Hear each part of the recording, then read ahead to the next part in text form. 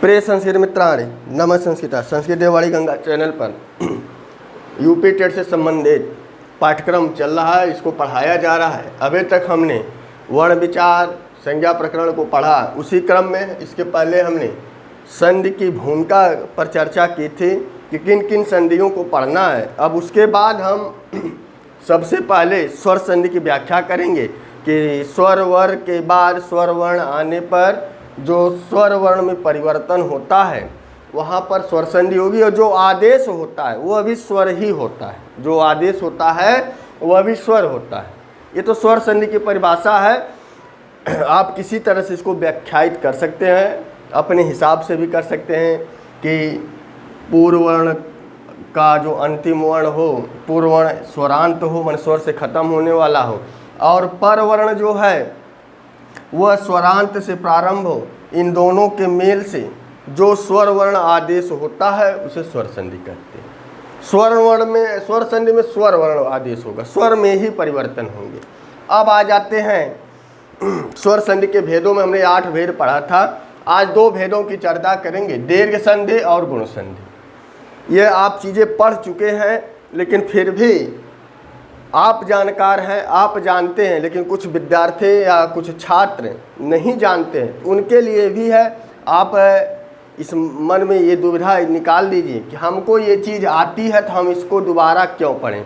कभी कभी हमारे यहाँ से भी प्रश्न क्या होते हैं, गलत होते हैं। थोड़ा सा अगर अंदर घुस गया या थोड़ा अंदर डीपली या गहराई से पूछ लिया तो हम भी वहाँ पर उत्तर नहीं दे पाएंगे। तो यहाँ देख लिया जाए, दीर्घ संधि, पहला संधि है दीर्घ संधि। दीर्घ का अर्थ होता है बड़ा होना। सूत्र है अकः सवर्णे दीर्घ, अकः सवर्णे दीर्घ। सवर्ण शब्द है, सप्तमी में बनेगा सवर्ण, जैसे रामे बनता है उसी तरह सवर्णे बनेगा। माने अक प्रत्याहार के बाद, अक षष्ठी षष्ट्यंत पद है, इसमें षष्ठी विभक्ति लगी, पूछ देगा अकः में विभक्ति है। पूछना नहीं चाहिए, लेकिन पीएनपी कैसा प्रश्न बनाएगा इसकी कोई गारंटी नहीं है। अकः सवर्णे दीर्घ कि सवर्ण क्या है ये भी पूछेगा। तो आपको जब संज्ञा प्रकरण पढ़ा गया, तुल्यास प्रयत्नम सवर्णम, यह एक पढ़ाया गया है, सवर्ण संज्ञा का सूत्र है कि तुल्यास माने उच्चारण स्थान, प्रयत्न माने होता है अभ्यंतर और बाह्य प्रयत्न के विशेष से जिनका तुल्य और अभ्यंतर प्रयत्न एक समान होगा वही सवर्णी होंगे। पहले सवर्ण समझिए, जिनका उच्चारण स्थान और अभ्यंतर प्रयत्न एक समान होगा वही सवर्णी होंगे। और अक के बाद सवर्ण आने पर दीर्घ हो जावे। दीर्घ का अर्थ होता है बड़ा हो जावे। तो यहाँ दीर्घ क्या है, जैसे हम एक अ लिखते हैं, यह आप कहेंगे छोटा है, संस्कृत की भाषा में ह्रस्व है, क्लियर है। हम इससे बड़ा अ लिखते हैं, क्या यह अ दीर्घ होगा? नहीं होगा, क्योंकि हमारे शास्त्र में बताया गया है कि एक मात्रो भवेत् ह्रस्वो द्वे मात्रो दीर्घ उच्यते। जिसकी 2 मात्रा होगी उसकी दीर्घ कहा, उसे दीर्घ कहा जाएगा। कहने का तात्पर्य है, यदि हम इस अ वर्ण को बोलने में 1 सेकंड का समय लेते हैं, इसी अ को बोलने में यदि हम 2 सेकंड का समय ले लिए, इससे दूना समय ले लिए, यही अ दीर्घ हो जाता है। यही अ क्या होता है, दीर्घ हो जाता है। दीर्घ आप समझ गए। अब हम आते हैं कि अक प्रत्याहार के बाद, अक एक प्रत्याहार है, अयोण रेलेख 2 सूत्र आते हैं, अंतिम वर्ण की गणना नहीं करेंगे। तो अक प्रत्याहार में अ ई उ रे ले। अब आपके सामने एक समस्या होगी, इसमें हमें बड़ा आ या दीर्घ ई दीर्घ उ दिखाई नहीं पड़ रहा है। हमने कहा कि यही आ यदि हम बड़ा सा आ लिख दें तो क्या इसे आप दीर्घ आ मानेंगे? नहीं माने, है आ ही, लेकिन हमारे उच्चारण से, बोलने से और समय से पता चल जाता है कौन सा आ छोटा है कौन सा बड़ा है। कोई राम नाम का व्यक्ति है, जब वह शैशवावस्था में था तब भी राम था, बाल्यावस्था में आया तब भी राम था, युवावस्था में पहुंचा तब भी राम था, वृद्धावस्था में पहुंचा तब भी राम था। अर्थात उसके स्वरूप बदलते गए तब भी वह राम ही रहा। उसी तरह इस अ का भी स्वरूप बदलता रहा, लेकिन छोटा बड़ा होते होते है आ ही, लेकिन इसका बड़ा स्वरूप आ है। मतलब ज़्यादा समय लगेगा वह दीर्घ कहलाएगा, उससे ज़्यादा लग गया तो प्लुत कहलाएगा। इसीलिए यहाँ पर ह्रस्व दीर्घ दोनों का बोध होगा। आ ई उ री री हमारे संस्कृत में ये मूल स्वर है।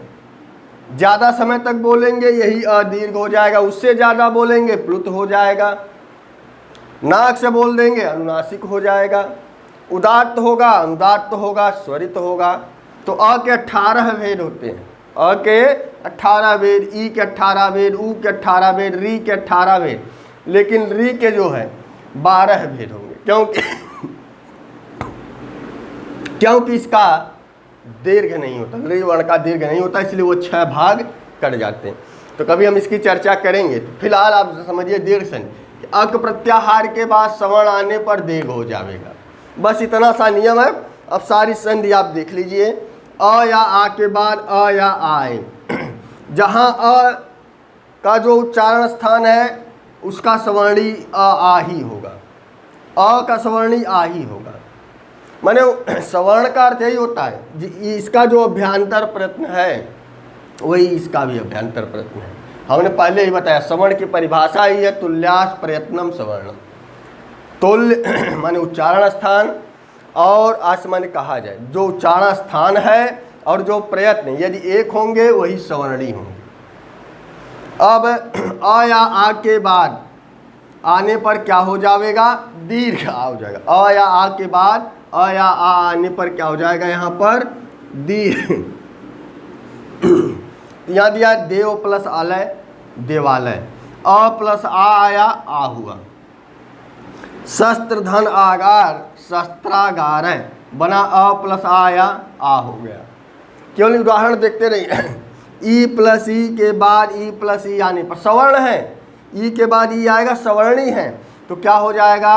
दीर्घ ई हो जाएगा। तो रवि धन ईश रवीश। ई प्लस बड़ी ई आया तो हो गया दीर्घ ई। श्री प्लस ई श्रीशः बना, तो दीर्घ ई और दीर्घ ई आया तो दोनों मिलकर दीर्घ ई में बदल गए। उसी तरह उ प्लस उ के बाद उ आएगा तो क्या हो जाएगा? दीर्घ उ हो जाएगा, दीर्घ उ हो जाएगा। वधु प्लस उत्सव, यहाँ पर हर्ष रहेगा। वधु प्लस उत्सव वधोत्सव बनेगा, तो बड़ा उ के बाद छोटा उ आया तो बड़ा उ हो गया। लघु प्लस ऊर्मी लघुर्मी बना, तो यहाँ पर उ प्लस उ के बाद उ आया।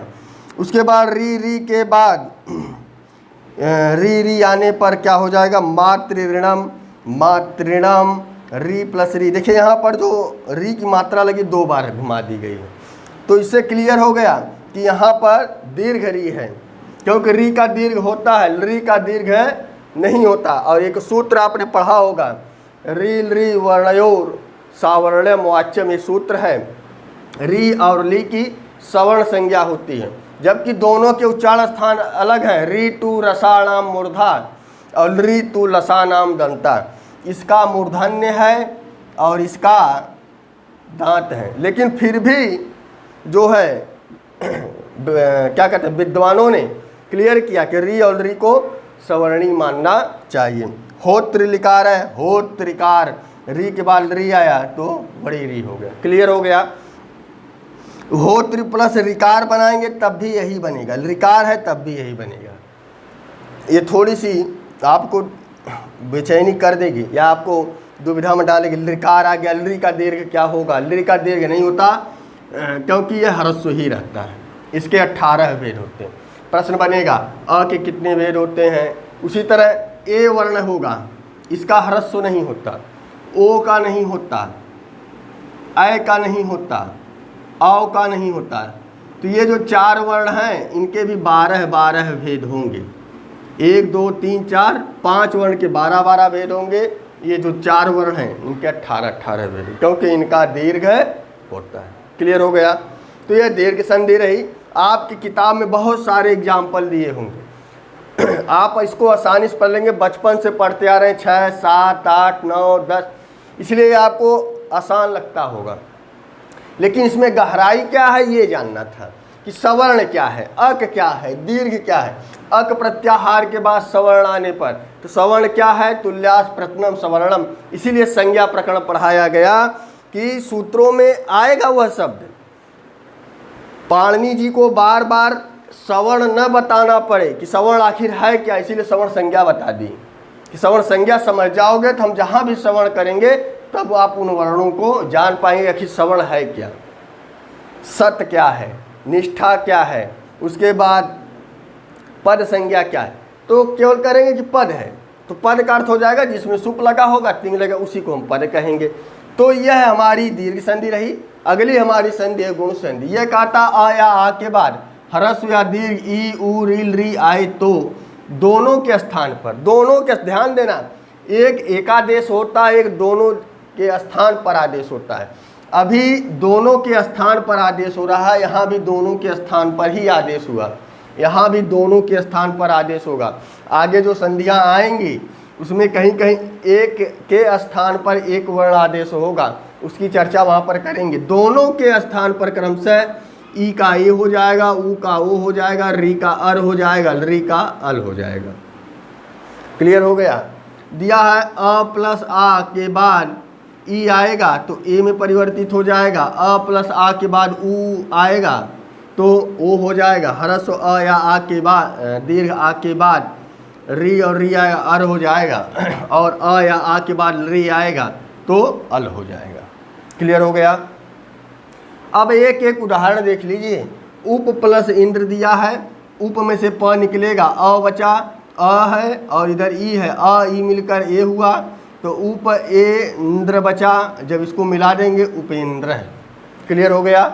यह अ और ई ए में बदल गए तो जब ए की मात्रा प में जुड़ेगी तो ए की मात्रा प के ऊपर लग गई। दूसरा उदाहरण है उ का, देख लीजिए। हित प्लस उपदेश, त में से जब अ निकलेगा और आगे उ था, आ और उ मिलकर ओ में परिवर्तित हो गए, नीचे लिखा है ओ हो गया। हित प्लस ओ पदेश बना, जब मिला देंगे वर्ण सम्मेलन करेंगे तो हितोपदेश बन गया। संधि में कुछ भी नहीं है, आपको याद रखना है। आद गुण है, यह संधि करता है, और एक सूत्र मिलेगा अदेंग गुण है, अदेंग गुण है, यह संज्ञा करता है।